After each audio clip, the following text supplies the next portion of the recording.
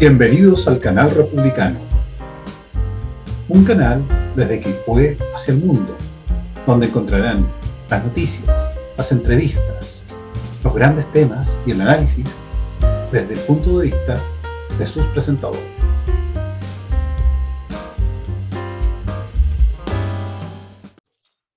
Bienvenidos a Rincón Republicano y miren quién tenemos acá. Tenemos a nuestra gran invitada que es Gloria Navellán, ¿cierto? Que es nuestra diputada por la región de la Araucanía. Entiendo que es por un distrito, Gloria, ¿cierto? Un distrito X. El distrito 22, que es toda la zona norte, Mayeco y 5 comunas de Cautín, las demás al norte, digamos. Ah, perfecto, perfecto. Oye, en primer lugar, para los auditores que nos ven desde Quilpué hacia el mundo, yo siempre digo que un principado, te damos las gracias por haber aceptado darte el tiempo de estar ahí con nosotros, y nuestro pequeño canal ha ido sumando cada vez más auditores. Estas cosas nacen pequeñas y de ahí se van Van creciendo. Y van creciendo. Así que le agradecemos a todos quienes nos han apoyado con las visitas y bueno, que siga creciendo nomás. Así que, sí, pues esa es la idea. Al final del día yo creo que la mayoría de la gente está viendo cada día más cosas en YouTube que las que ven en canales abiertos. Esa es la realidad. Así es, así es. Oye, Gloria, partamos un poco, sabemos que el tiempo es oro. ¿Ah? El tiempo es oro, había un programa así, el año La Pera, ¿te acordáis? Bueno, no, ese es del año 80, ¿no? No, porque tú eres muy chico, no existía. Puede ser, puede ser. Sí, Ya eres muy joven. Sí, time is money también, como dicen los gringos. Por ahí claro, también. time is money. Oye, te quería hacer partiendo las preguntas, un poco la biografía tuya, que era, no sé, cómo llegas a ser diputada y cómo es tu actividad un poco gremial, digamos, porque tú partes mucho con tu actividad gremial. No sé si ahí nos podríamos hacer un pequeño reencuentro, digamos, Sí, la verdad es que yo he hecho de todo en mi vida, absolutamente de todo, desde ser gerente de empresa hasta ser asistente de marketing, hasta trabajar en mi rubro, que es la publicidad, vender cosas así, comprando en Patronato y vendiendo en el barrio alto, vender jamón, champiñones y otros varios, queso, jamón, hamburguesas, lo que me pusieran por delante en el tiempo de las vacas flacas. Presidenta de Junta de Vecinos, fundadora de la compañía de bomberos La Bomba Chicureo en Colina, y después me fui al sur, me fui en diciembre del 2007 al sur, y ahí al poco, el año 2008 falleció mi hermano corriendo el rodeo en Curacautín, y ahí me fui a vivir al campo, me alejé de todo lo que era la publicidad y todo, excepto que, bueno, me ofrecieron estar a cargo de todo lo que eran las relaciones públicas y la venta de publicidad para el clasificatorio de rodeo, que ese año fue en Temuco, y eso me ayudó a salir de la tremenda depresión en que yo estaba producto de la muerte de mi hermano. Y después entonces, ya el 2009, empecé en el ámbito gremial y estuve más de 10 años metida en eso, primero como secretaria, después como secretaria ejecutiva y vocera del gremio, y ahí me tocó lidiar con los distintos gobiernos desde Bachelet 1 en adelante, por los distintos temas del terrorismo que tenemos allá. Y claro, sin duda el paso siguiente lógico era llegar a la Cámara como una manera de poder tener más presencia de la región acá y más presencia del problema que tenemos allá acá. Así que bueno, gracias a Dios resulté electa y en eso estoy. Perfecto. Bien resumido. Sí, es como resumió la mini biografía, digamos. Soy casada, tengo 6 hijos, la mayor tiene 39 casi, el menor 21, tengo 2 nietas, vivo en Traillén, por razones de pega, arriendo un departamento acá, pero acá en Valparaíso, pero vivo allá, tengo mi casa allá, todo allá. Vivía un tío mío por ahí por Traiguén, tío paterno. ¿Sí? Sí, creo que se cambió. Bueno, pero son cosas que, digamos, que están la familia repartida en todo el país, digamos. Pero bueno. Mira, lo siguiente, ¿cómo ha sido tu experiencia en esta nueva función? Porque es una dinámica diferente, digamos. Y sobre Sin todo duda. la dinámica que se puede dar con Chile Vamos, digamos. Porque es diferente. A mí me ha tocado experimentar un poco, bueno, a diferente escala, obviamente, en el core, y es una dinámica diferente, porque hay gente que está muchos años, digamos, y la impresión que a mí me da es que no defienden, no todos, no voy a poner a todos en el mismo saco, obviamente, pero muchos no defienden con la misma intensidad, podríamos decir, las ideas, digamos, que uno pudiera tener como republicano o como cercano a este sector, digamos, pues, no, si no necesariamente en el partido, digamos. Mira, yo te diría que lo que pasa, le pasa a todos, de todos los partidos, transversalmente, que es el fenómeno de la transformación de oruga a mariposa. Todos cuando son orugas, cuando son candidatos, prometen, hablan, discursean, etcétera, y tienen mucho contacto con la calle, pero llegan acá, y esto es transversal a todos, y se creen mariposas.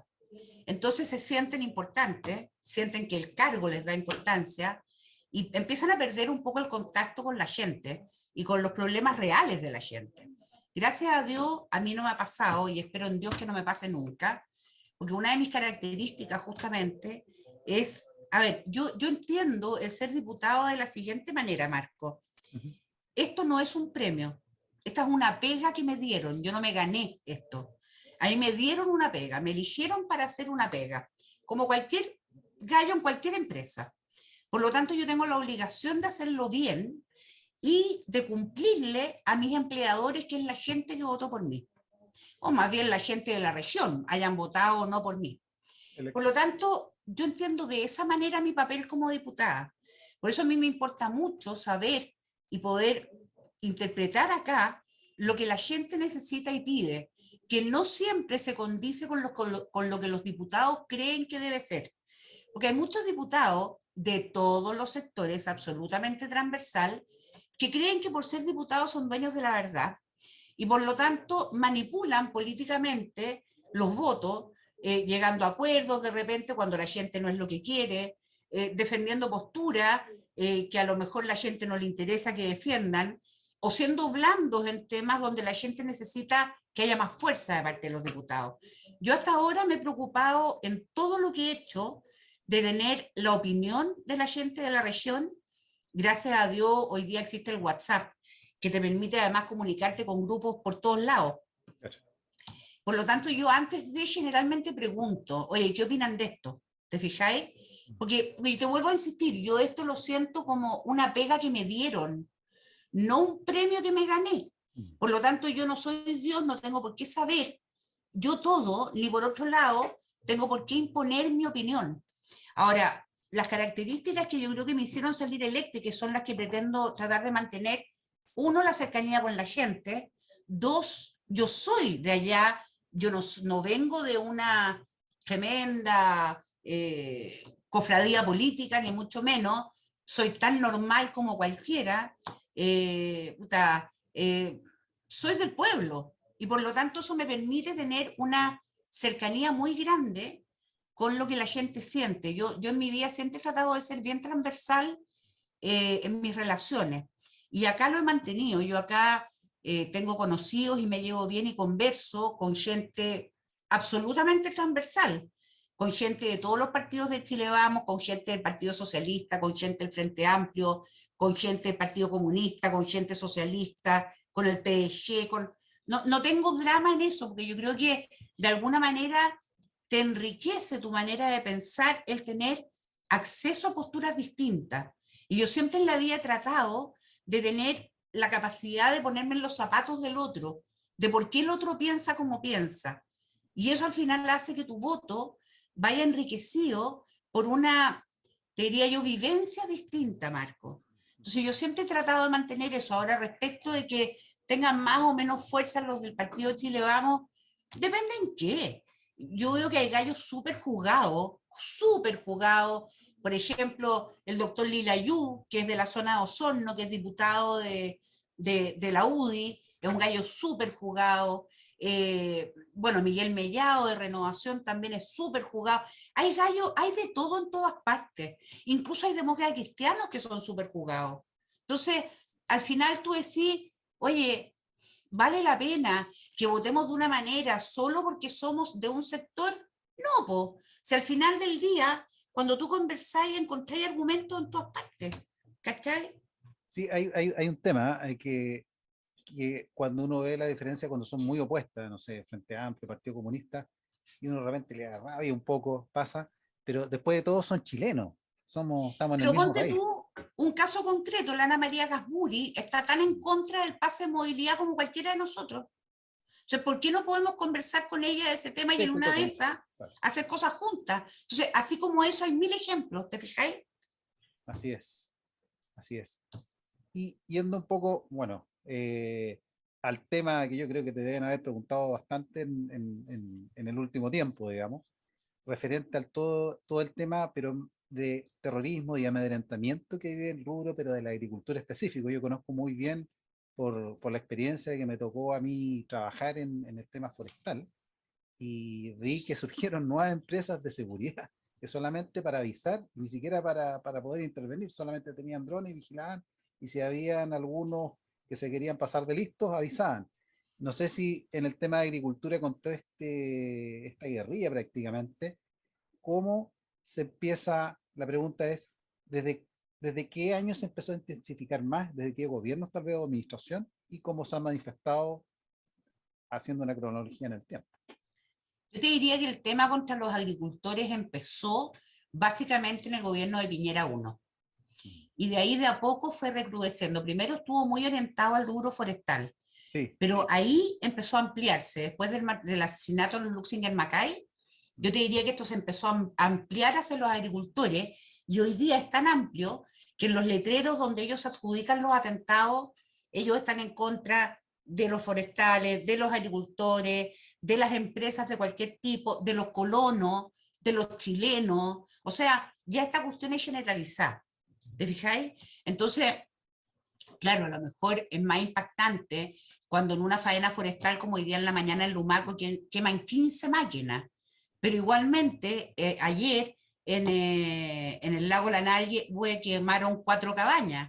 O igualmente pueden quemar una bodega con maquinaria agrícola o con fardo. O, por ejemplo, quemar la lechería de mi amigo Evan Luxinger en Vilcún. ¿Me entendí? Entonces, hoy día ya el tema de los atentados generalizados, queman iglesias, queman escuelas, casas, y da lo mismo que las personas sean afectadas, sean mapuches o no sean mapuches. Tenemos asesinatos, varios, a personas mapuches. Y ¿sabes lo que pasa? Es que esta guerrilla terrorista se mezcla mucho también con delincuencia que se ha ido sumando a este tema, porque cuando ven la impunidad que hay en el lugar, en el territorio, es muy fácil cometer ataques allá. Esto partió, y yo siempre lo digo así, Marco, Ujú. como un matrimonio perfecto entre una ideología de extrema izquierda y un negocio redondo que era finalmente el narcotráfico y el robo de madera. El robo de madera, el robo de animales, el robo de vehículos, la extorsión a los agricultores todos los años en las cosechas, generan plata.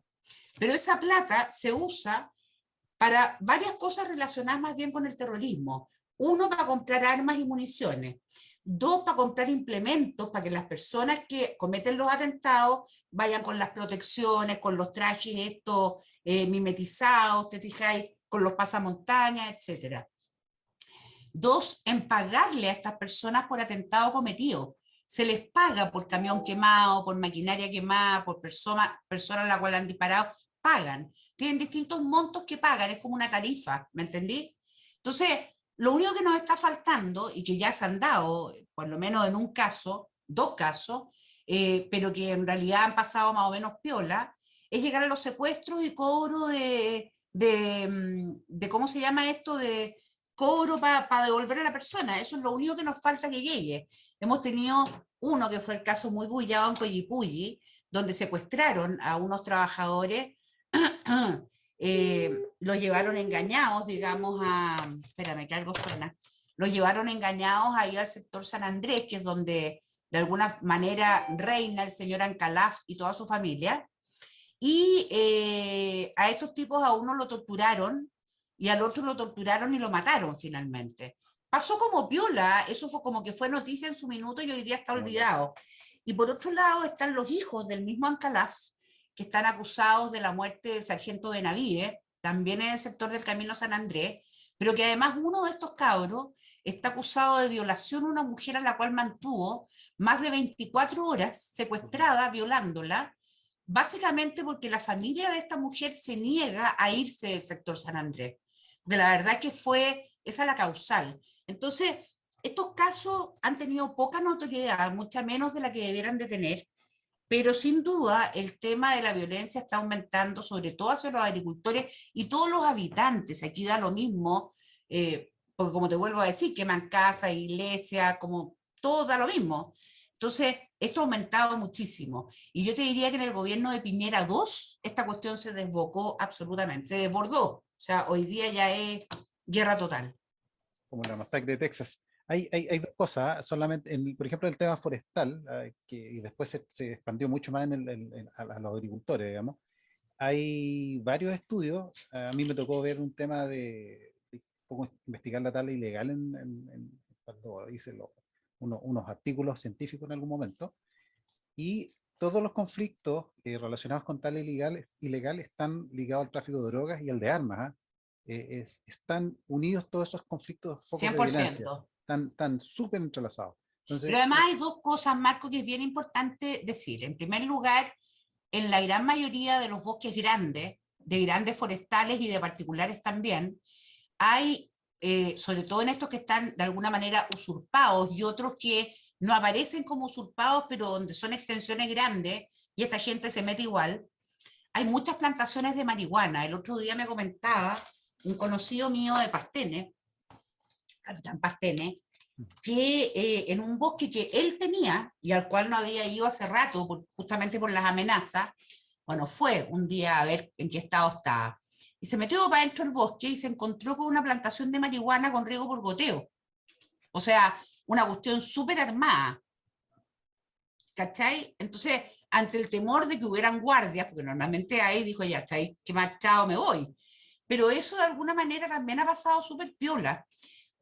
Las grandes forestales saben perfectamente, Marco, que dentro de sus predios hay cultivo de marihuana. Lo saben y no han hecho nada al respecto. Las grandes forestales fueron las primeras que empezaron a pagar coima para poder cosechar sus bosques.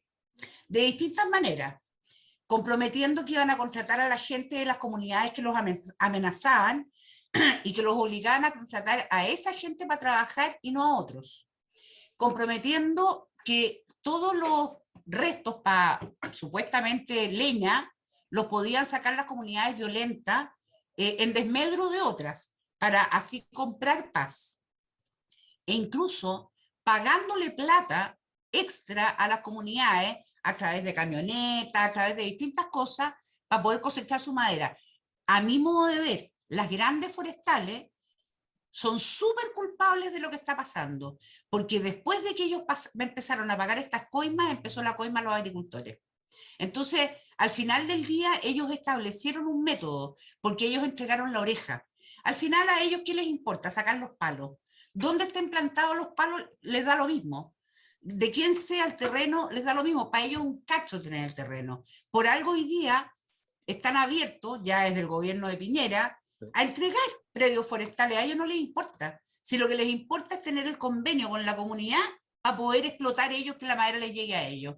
El claro, resto les da lo mismo. Entonces han sido súper chuecos en esto. Y hoy día están tratando de lavar imagen, como que ellos en realidad han contribuido. Escuchaba el otro día que en él habló el presidente el gerente de la CMPC.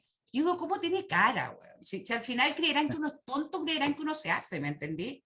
Yo no soy amiga de las forestales grandes, para nada. Creo que han sido un tremendo ingrediente en todo este problema. sí, el caso de las forestales yo lo he escuchado con ciertos entrevistados. Bueno, yo he entrevistado a gente en forma anónima, obviamente, por tema de investigación, y han reconocido que básicamente a ellos no les da lo mismo la propiedad. O sea, Sí, sí, puedo atestiguar que es cierto lo que tú estás sí, es afirmando, digamos, verdad. no es falso, digamos. Para nosotros como agricultores las forestales han sido un tremendo problema. Y no solo un tremendo problema porque además fueron muy malos vecinos durante mucho tiempo, sino que porque ellos de alguna manera, con su forma de operar, de alguna manera pagando estas coimas para poder ellos cosechar su madera, de alguna forma incentivaron la violencia en la zona y también establecieron un patrón para que hoy día se les cobre coima a los agricultores. Entonces yo no soy nada amiga de ellos, para serte franca.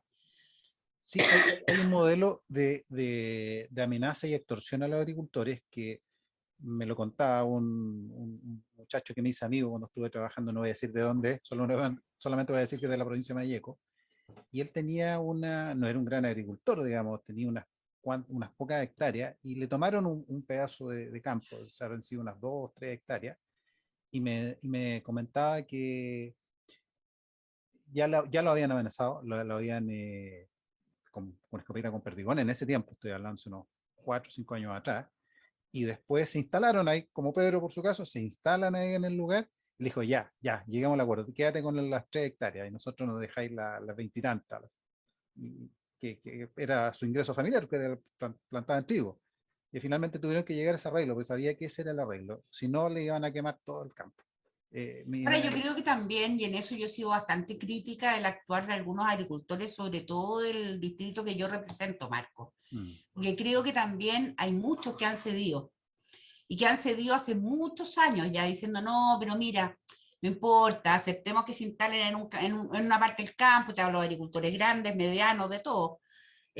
Ya no paguemos, no sé, pues 3 camionadas, ponte tú 2 camionadas por hectárea, y ni siquiera lo comentan al resto. Entonces, al final, ellos mismos, en vez de decir, ¿sabéis qué más?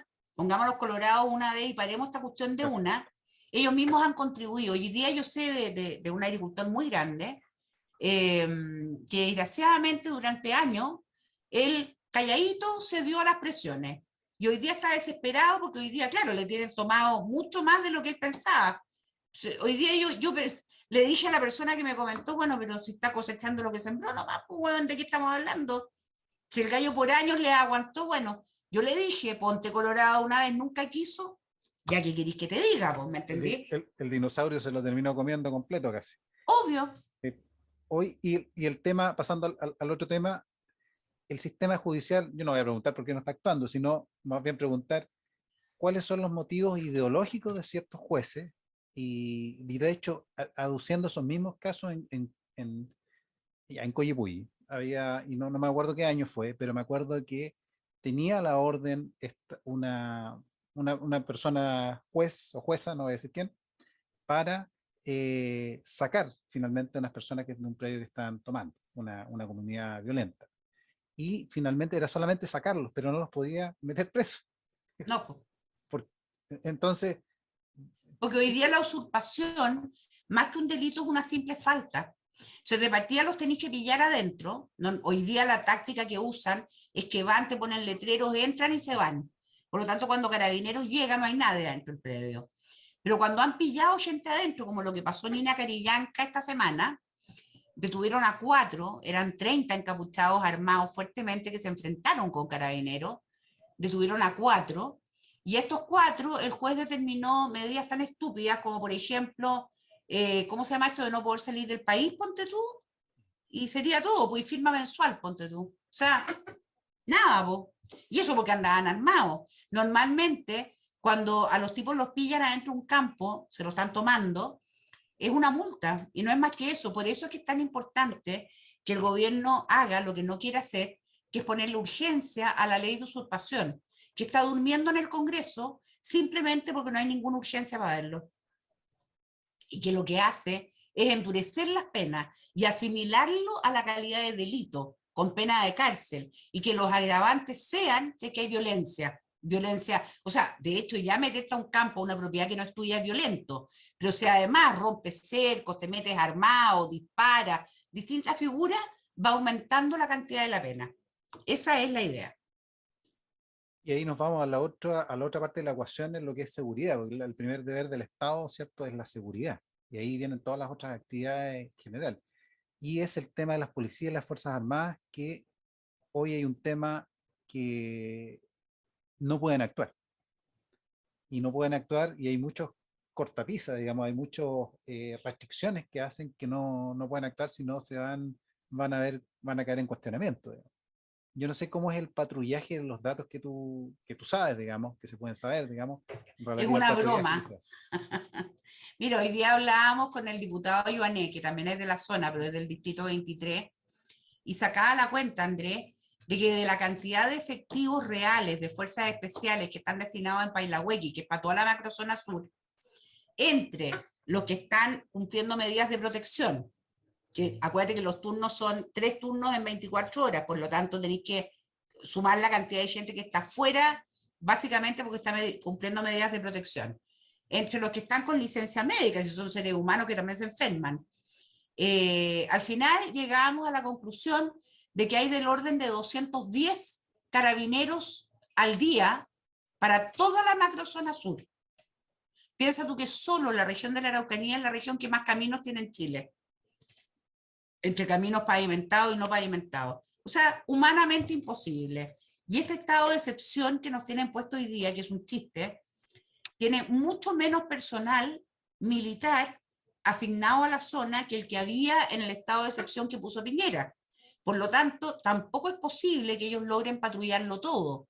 Y como además, esta fue una pésima negociación, tanto de la SUDUCAM como de la COFORAC, acuérdate que ellos estaban en paro, y el gobierno para bajar el paro negoció con ellos, cosa a la cual yo les dije que estaban metiendo la pata, pero bueno, la metieron igual. Ellos acordaron determinar cuáles eran los caminos en que había que hacer patrullaje. Por lo tanto, quedaron un montón de sectores fuera del patrullaje. O sea, efectivamente, si tú le preguntas hoy día al jefe de la fuerza, General Slater, te va a decir, no, pero si nosotros estamos cumpliendo y el personal que tenemos es suficiente. Claro, es suficiente para lo que tienen comandado patrullar, pero no para todo. Entonces, ¿qué es lo que pasa en la práctica? Te falta personal para poder patrullarlo todo. Y dos, todo el mundo sabe cuáles son las rutas que esta gente está patrullando. Todos los atentados se producen fuera de esa ruta. Es obvio. Si a ti te dicen, oye, no, mira, en esta oficina va a pasar tal cosa, pero en las otras no, te vayas a las otras, po. ¿Cachai o no? Es re que te contra re fácil. Claro, entonces acá necesitamos que el gobierno entienda, porque además, ojo, las Fuerzas Armadas no son deliberantes y son obedientes. Por lo tanto, independiente que el que esté a cargo sea un general, como el general Slater, no se manda solo, po. Al final del día, sigue las órdenes del Ministerio de Defensa. Exactamente. ¿Cachai? Entonces, acá, mientras no se entienda que se necesita más personal y que se necesita que el estado de excepción contemple la macrozona completa, bueno, esto no lo vamos a poder terminar nunca, porque si dicen esto es para la macrozona completa, por último los gallos, los que cometen los atentados, van a pensarlo un poco más, porque van a pensar, puta, si me meto a este camino, capaz que me tope con una patrulla. Claro. Hoy día saben que no se van a encontrar con ninguna. No hay una aleatoriedad, no es al azar, que es como igual que un control de carabineros, te puede tocar en un Exacto. lado, como no te puede tocar en otro, en tiempos normales. Así es. Sí, y hay una cosa que yo recuerdo, digamos, que de cómo ha ido esto avanzando, y ha seguido mucho la estrategia de guerrilla Ho Chi Minh, del cual era muy fanática nuestra expresidenta. Así es. Vamos desde el campo, los pueblos, ciudades pequeñas y ciudades grandes. Yo creo que el próximo paso, si sigue esto, va a ser, bueno, ya ha sido en parte Temuco, algunas poblaciones periféricas, y el otro caso en ciudades más grandes que son cosas como más masivas. Lo que pasa es que al final esta cuestión es como un cáncer, pues Marco, se expande y en la medida que se demuestra que hay impunidad o que se permite la impunidad en la comisión de delitos, el que comete los delitos o los atentados siente que tiene chip libre. Entonces, obviamente, la cuestión aumenta en violencia, aumenta en cantidad de atentados y aumenta en la zona geográfica donde se cometen los atentados. Porque estos gallos partieron con una franja relativamente angosta, de mar a cordillera. Era de Tirú a Quidico, pasaban por Purén, por Pastén y Lumaco, y que está en la misma línea, claro. Traiguén, algo de Coyipulli, y terminaban arriba en Alto Biobío y en Lonquimay, en la zona de la Araucanía. Pero hoy día esta franja ya es un cinturón ancho, ¿me entendí? Porque hoy día tenía agarrado todo lo que es Lautaro, tenía agarrado los Sauces, tenía agarrado Galvarino, toda la costa. La costa tiene, pero la Tendalá, toda la zona de Carahue, Teodoro Schmidt, está la grande ahí. Y para arriba, para la cordillera, está ahí llegando, porque esto es lo mismo que el movimiento que hay en Argentina. Sí. Entonces, el tráfico de armas y de droga se produce de mar a cordillera y en el fondo de mar a mar, de océano a océano, del océano Pacífico al océano Atlántico.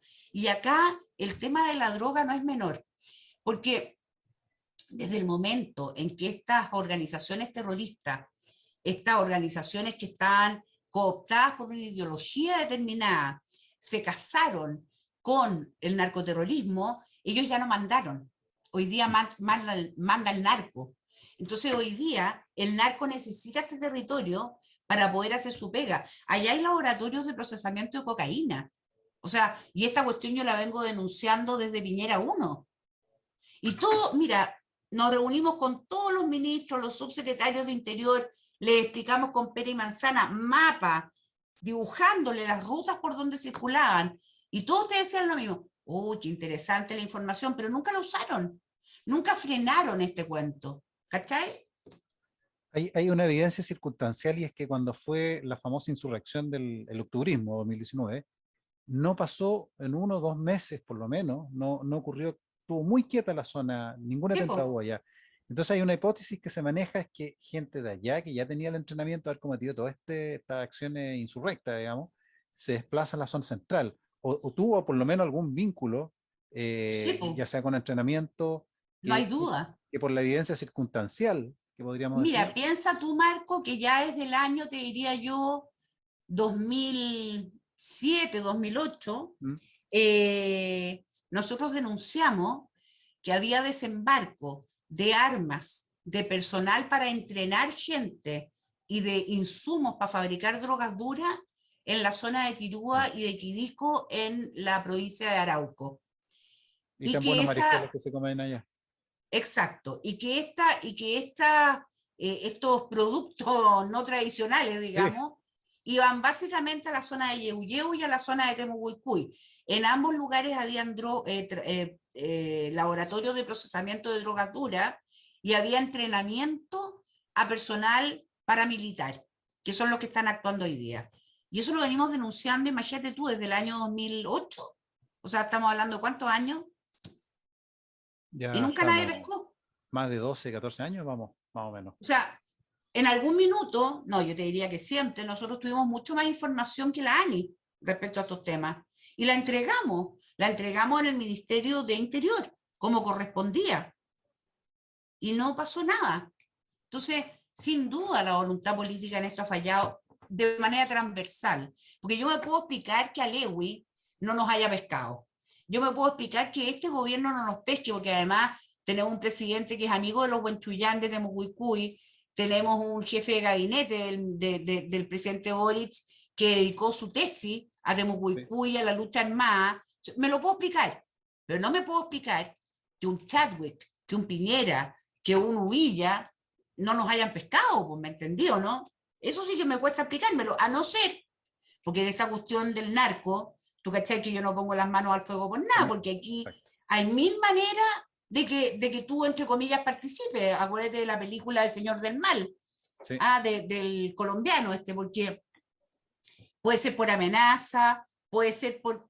La extorsión puede funcionar de mil maneras. Y Y de de, hecho yo creo que hoy día el narco está metido en los más altos niveles de todo lo que se te pueda ocurrir, desde la iglesia, las empresas, el gobierno, el parlamento, el poder judicial, la fiscalía, está metido en todas partes. Esta cuestión es una verdadera telaraña que hoy día para desarmarla, te prometo que no sé cómo se puede hacer. y de hecho, en el infausto Acuerdo por la Paz, que nunca trajo paz, estuvieron muchos diputados amenazados en ese tiempo. Eh, Claro, pero fueron re cobardes, porque a mí me han amenazado hasta de muerte, pues Marco. mm, Pero yo no me van a sacar de lo que yo pienso, pues, ¿cachai? Ni tampoco me van a dejar callar, pues Marco. Efectivamente. Hay otro tema ahí dentro digamos, lo que estábamos preguntando y conversando, es que mucha gente no lo sabe, ¿ah? En el norte, digamos, el típico el dicho, el santiaguino no tiene idea. Sí. Eh, y es que mucha gente mapuche trabaja en la agricultura y trabaja en las mismas forestales. O Da sea, trabajo a mucha gente. las principales fuentes de empleo en la macrozona sur, sobre todo en la zona de la provincia de Arauco y en la zona de Mayeco, son básicamente la agricultura y el área forestal, no son otras. Y cuando tú conversas con las comunidades mapuches normales, cuando tú conversas con los loncos normales, no de las comunidades más violentas, Ellos te dicen que ellos no están de acuerdo con nada de esto que está pasando. ¿Te fijáis? Pero también están amedrentados y tienen miedo porque ellos viven ahí, po. Sí, pues si le han matado al Lonco Cariqueo, fue que le mataron 2 hijos. Al Lonco Cariqueo le mataron a los 2 hijos y de hecho hoy día salió la condena de 15 años al tipo que le mató a los hijos. ¿Me entendí? Entonces, también hay una amenaza tremenda de grande para la gente que vive en las comunidades. O te sumáis a esta cuestión o quédate sin casa, porque te la quemamos. O plomo, es como la mafia. Si en el fondo claro. Es muy parecido a eso. Si esto, mira, ver El Señor del Mal, la película del, ¿cómo se llamaba el narcotraficante este colombiano? De Pablo Escobar, es sí. Lo mismo. Lo que pasó en Colombia es exactamente lo mismo y nosotros lo dijimos. Esto es como vivir de nuevo la historia y que nadie pesque la cuestión. Es lo mismo. Es como cuando tú te vas con un venezolano y te dice, oiga, pero si el proceso que ustedes están haciendo en Chile es lo mismo que hicimos nosotros en Venezuela. Y mire cómo estamos hoy día. Exacto. Ahí, yendo un poco al tema de la famosa e infausta Temocuycuy, a mí me da la impresión 2 cosas. Que hay un sistema casi como el profeta Peñalolén, digamos, siempre hago la comparación, de que debe haber un tirano que debe estar ahí oprimiendo a su propia gente. Más de uno son como 3, o sea, son 2 familias básicamente. Claro, y se hace lo que ellos dicen, si no, incluso violencia física, no me extrañaría que hubieran asesinatos. Nosotros hablamos de Temocuycuy, pero no es solo las 2 comunidades que hay dentro de Temocuycuy, son las comunidades aledañas a esa zona donde hay distintos dirigentes. Yo te estoy hablando que en esa zona deben de haber por lo menos unos 5 que son estos señores que, como dices tú, ponen las normas. ¿Te fijáis? Y lo otro que es gravísimo, que aparte todo el tema de cultivo de drogas que se sabe y que fue cuando intervinieron y asesinaron al detective, digamos, también por un vuelo, un dron de las Fuerzas Armadas, pillaron ahí unos blindados y que después los escondieron. Y no sé qué otras cosas más hay, aparte de todo el tema de los vehículos. Pero piensa tú que Temocuycuy, solo ese predio tiene más de 3.000 hectáreas, son casi 5.000. Tú comprenderás que ese paño es tan grande y tiene una geografía además con quebradas, con bosque, etcétera, donde nosotros hemos denunciado hace años ya, funciona adentro una desarmaduría de autos grandes, funciona un matadero de animales por toda la carne que robaron antes. O sea, y estos gallos pueden ocultarlo sin ningún problema. O sea, nosotros cuando hemos sobrevolado con drones, hemos pillado camiones, de todo. Y los gallos tienen la facultad de poder esconderlos, fondearlos en estos bosques, en estos lugares. Tienen cuestiones hasta subterráneas, pues me entendió, ¿no? Si es una cuestión, son más de 3.000 hectáreas. Eso es mucho. Y originalmente era muchísimo, pero muchísimo menos. Hay una cosa una cosa que yo te quería preguntar, Gloria, que me salgo un poco digamos, de las preguntas originales, pero es interesante, y que es el tema de los famosos títulos de Merced, que cuando yo hice mi investigación de doctorado, hice un estudio en certificación forestal, y dentro de las conclusiones era que efectivamente la certificación forestal como un instrumento privado, ya que es fuera del Estado, no necesariamente privado significa grandes empresas, sino que de varias partes interesadas.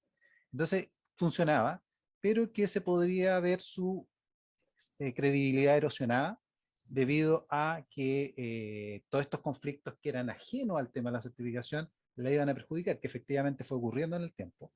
Entonces, una de las cosas que a mí me llamaba la atención es que no hay un catastro, uno se mete a la CONADI y hay una caja negra de que se sabe que son 531.000 hectáreas, creo que por ahí es la cifra, de títulos de Merced, pero en el fondo tengo entendido que incluso se habrían entregado más, pero no se sabe, y ciertas empresas forestales, no voy a decir, que tienen una cantidad muy pequeña de que todavía tienen que restituir, pero no lo han querido hacer por un tema nada más que de que no se note así tan que la cuestión es tan fácil. Por lo menos estoy hablando hace 7 años atrás.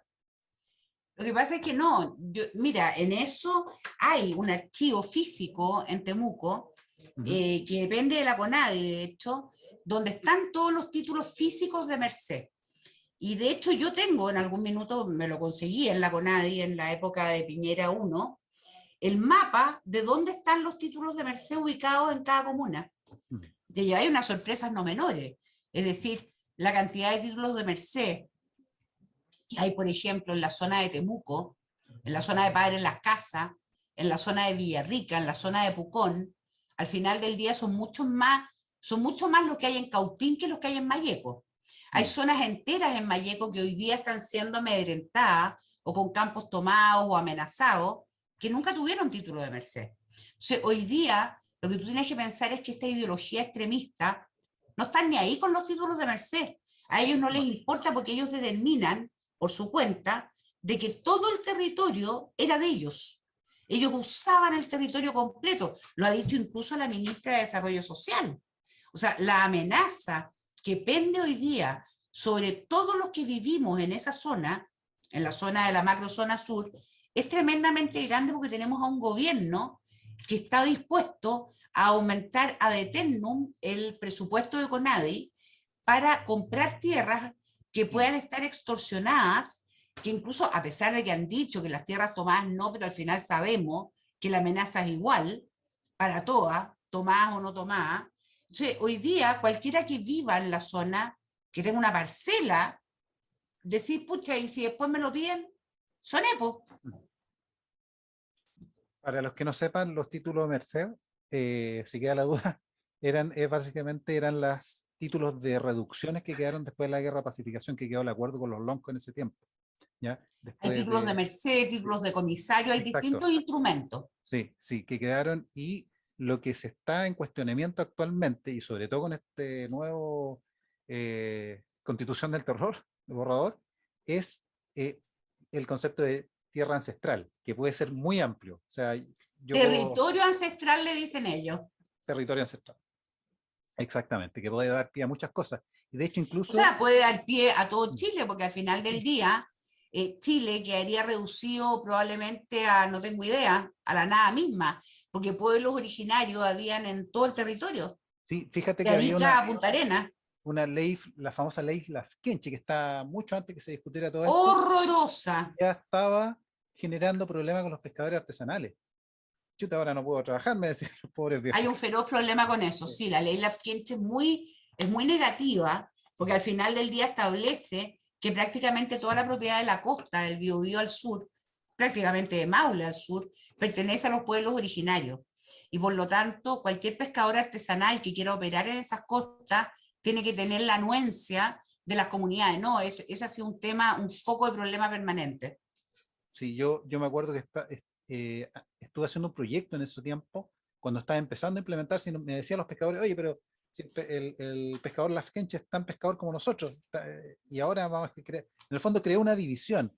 Se empezó a Claro. experimentar a pequeña escala, que fue como una ley indígena 2, y ahora la constitución va a ser a mega, gigantesca escala a nivel de todo el territorio nacional, digamos. Así es. Sí.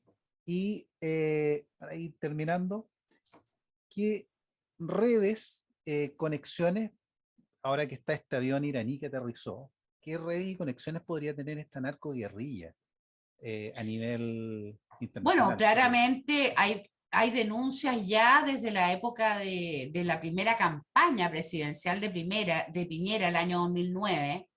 Acuérdate que ahí tanto él como el que era senador en ese entonces y iba a la reelección, el senador Alberto Espina, denunciaron públicamente los nexos que habían entre personas que operaban, personas mapuche que operaban en la región de la Araucanía en actos terroristas, habían ido a entrenarse a campos de entrenamiento de las FARC, que acuérdate tú que estaban en Sí, Ecuador.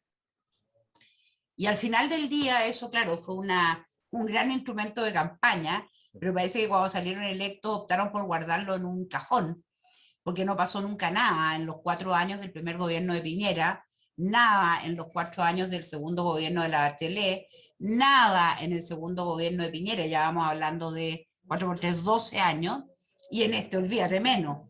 Pero eso desde entonces ya se sabía que había un nexo con las guerrillas narco de la zona de Colombia. Entonces, esta cuestión, mira, si todo esto, lo más triste, Marco, que todo esto es de manual. O sea, sí, no hay así que es. ser brillante ni saber del tema para sumar 2 más 2. A cualquiera con un poquito de sentido común le cae de cajón todo lo que está pasando. Sí, cuando a la comandante Claudia, a nuestra comandante Claudia, le pasaron los datos en el computador de Raúl Reyes, ahí quedó. Pero No, obvio, nada. po. Sí, sí. Oye, y para ir cerrando, ya ahí nos ponemos un poco futuristas. ¿Y cómo tú ves, haciendo una política de ficción, gana el rechazo o gana la prueba? Con todo este tema que ha ocurrido, digamos, O sea, en si la uno se política. guía por lo que dicen las encuestas y por lo que uno tiende a escuchar en todas partes, debiera de ganar el rechazo. No lo sé, porque al final del día Cervel, no tengo idea cómo ir a actuar. No existe mucha confianza en la actuación de Cervel. Pero yo creo, Marco, que hay que ser súper realista. Y yo creo que ya sea que gane la prueba o que gane el rechazo, y me vaya a perdonar el francés, va a quedar la caga igual. Porque Claro que vas a con uno tener va a a quedar más, casi... más rápido, va a ser más corto y nos vamos a poder recuperar, pero el otro va a ser muy difícil. No, no, no, no. O sea, a ver, no soñemos con que después va a venir un gobierno de centro derecha, pues bueno, si, Mm. o sea, cae de cajón que eso no va a pasar. No va a pasar. O sea, no pensemos que a los políticos les encanta creerse el cuento. Y yo no me creo el cuento. Yo pienso en el país. Y yo creo que va a quedar una tendalá no menor. O sea, yo creo que esto puede terminar en un conflicto mucho más doloroso de lo que nadie podría imaginarse. Con Ya cualquier sea que opción. gane la prueba o el Mm. rechazo. Pues si gana la prueba, claramente, al menos los agricultores del sur no van a permitir que le vayan a expropiar sus tierras, no. O sea, ahí sí que se van a montar en las coloradas. Y Mm. cuando traten de expropiar las tierras en Maule, Mm. o acá en Quilpué, Viña Alemana, o en Santiago, yo no creo que la gente se quede tan tranquila y diga, bueno, ya. De hecho, hay unas Entonces, asociaciones que se crearon que yo no sé de dónde salieron acá. bueno, pues Es sí, como extraño. pero sí es obvio, se supone que en todo Chile vivían comunidades indígenas. Hoy día estaba con un primo mío que es abogado de mineras y para el norte. O sea, ¿tú crees que si gana la prueba, alguna minera va a seguir invirtiendo en serio en Chile? Cero. O sea, económicamente nos fuimos a la cresta. Viene hambruna de por sí y viene un aumento de precios de los alimentos de por sí, independiente de que gane la prueba o el rechazo. Pero todo empeora si que gana la prueba. Pero si gana el rechazo, ¿tú crees que los comunistas que están detrás de todo lo que pasa en este gobierno, que estuvieron detrás a través de Marcos Barraza de todo lo que se aprobó en la Convención Constituyente y que vienen pechando por destruir a Chile desde el 12 de septiembre de 1973, van a tirar por la borda todos estos años de trabajo y van a decir, bueno, ya perdimos? Es la tremenda, Olvídalo, eso no va a pasar. es que es la tremenda oportunidad po, de hacerlo democráticamente, sino por las malas. Eh, Así es. sí, a mí lo que El tema es me... que nosotros tengamos los suficientes cojones para pensar lo mismo, po, y que no entreguemos la oreja así de fácil, porque no tenemos por qué entregar el país, ¿o no? Así es. A mí lo que me llama la atención, cómo fue tan eh, la hipocresía, digamos, del sector del Frente Amplio y del Partido Comunista de culpar, o sea, Piñera tuvo sus culpas, estamos claros, digamos, ya todos Piñera sabemos fue del lo tema. peor que le pudo pasar a Chile, porque Piñera fue el que entregó el Sí, país por cobarde y además por interés económico. Fue lo peor, para mí, el peor gobierno que ha tenido Chile es el gobierno de Sebastián Piñera. Es, sí, mira, no lo voy a decir en francés, porque sonaría muy feo, porque si dijera hueón nomás por último pase, pero el otro vocablo no sería apropiado, pero ustedes se lo podrán imaginar. exacto. No, lo que yo decía era que en el fondo quien estuvo manejando los hilos desde el Congreso a Piñera fue el Frente Amplio del Partido Comunista desde el 15 de noviembre o un poquito antes, desde que Pero empezó todo compadre, esto. si Piñera no necesitaba que nadie lo manejara, él estuvo dispuesto a entregarlo todo por temor a que le hicieran un golpe de Claro, Estado, claro, que habría sido lo mejor que le podría haber pasado a Chile en ese minuto, para serte franca. así Sacar a es. este gallo antes que dejara más la tendalá que ya dejó. Y la dejó. Bien, pues, yo creo que no te voy a quitar más tiempo de estar bien cansada. Todos tenemos que seguir trabajando, yo también incluido. Así que Ya vos, eh, Marco. te agradezco muchísimo y espero que Gracias a estemos en ti. contacto y muchas gracias a todos quienes nos vieron y los dejo desde que pase el mundo con Ricardo. Mándame después el link al programa Sí, para poder yo repartirlo en redes sociales también. sí, sí, que para que nos sigan, sigamos teniendo Eso. harta visita. ¿Ya? Chao, un Un abrazo abrazo. Adiós. grande. Chao, Chao, chao. chao. Chao.